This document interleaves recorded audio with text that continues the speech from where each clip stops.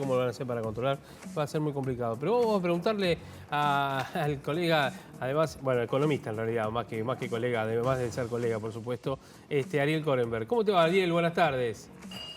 ¿Qué tal? ¿Cómo te va? Muy bien, muy bien. Saludo a todos. Tenemos ¿Qué poco dicen? tiempo, pero no queríamos perder la oportunidad Sí. de hablar con alguien que sabe, como vos, sobre este tema para opinar. Por un lado, hablemos un poquitito nada más del dólar. A ver, ¿qué ves vos en esta alza del dólar?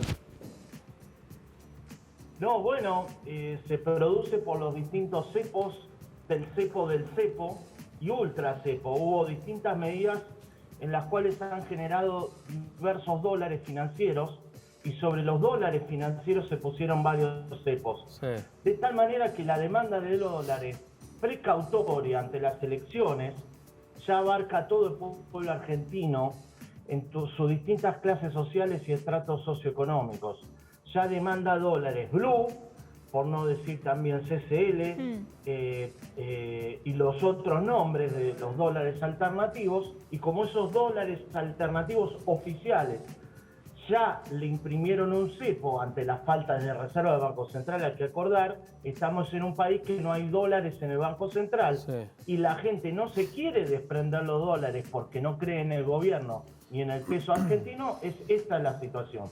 Toda la demanda precautoria de dólares para bancar el proceso de las elecciones que se viene ahora y que es tradicional en Argentina, se vuelca en el mercado negro, hoy vulgarmente llamado blue. Sí, ahora, uno siempre cree que antes de las elecciones tratan de retener los precios, el dólar y demás. ¿Qué nos espera entonces después del 14 de noviembre si tenemos hoy un dólar de 195? ¿Qué es? ¿El Rodrigazo? No, ¿te parece? ¿Tanto? ¿Sí? Ah, Ajá. Economía política del Estos peronismo. fueron más de 5 ministros de Economía, Sí. empezando por Helgar, que Sí. implementaron el primer, digamos, control de precios del gobierno peronista del 73. Ajá. Para buscar una referencia histórica, este gobierno que está en crisis interna, por la cual, además de su impericia para ejercer el populismo, implica que no tiene inspectores para controlar precios, más allá de cómo juzguemos esa medida. Mi opinión es totalmente negativa. ¿Por qué es negativa? No tiene ni siquiera inspectores para controlar los precios, por eso recurre a los intendentes, Sí. como en el pasado el gobierno peronista del 73-76 recurrió a la JP o al ejército en operaciones conjuntas para poder controlar los precios, escucha esto, en los almacenes minoristas. Claro. Entonces, lo Sí, que sí, hay que sí. tener en claro es que esto va a terminar en un control de precios de los almacenes chinos, sí. de otras nacionalidades, comercios de la esquina, ni siquiera en los supermercados, Sí. porque el gobierno no tiene poder, la gente no le ratificó el poder en las elecciones, y por lo tanto, este anuncio de control de precios que ya viene quemado porque fue difundido en los medios por los propios funcionarios antes de firmar el decreto, de tal manera que generó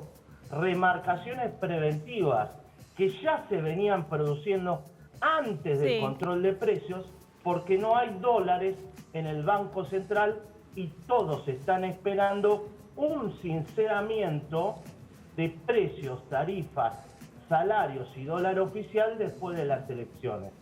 Como no sabes a qué precio vas a reponer las mercaderías, todo el mundo, desde el almacén chino de la esquina hasta la gran empresa, remarca los precios preventivamente. Claro. Y encima lo escucha Feletti en los medios con una lista de precios de más de 1000 productos antes de firmar el decreto. O sea, el gobierno también implementó mal el control de precios, además de señalar, y con esto termino, Sí. que implementó un control de precios sin plan. Claro. Por lo tanto, no va a tener efecto. Bien. Bueno, Qué Ariel, duro, qué la difícil. semana que viene, si querés, volvemos a charlar a ver cómo va a estar el mercado. Porque hoy con un día viernes, la tapa de los diarios de mañana, más los análisis económicos de los diarios del domingo, van a dar mucho que hablar. Veremos a ver cómo arranca la semana en cuenta regresiva hacia las elecciones del 14. Pero tenemos en cuenta lo que vos mencionabas justamente.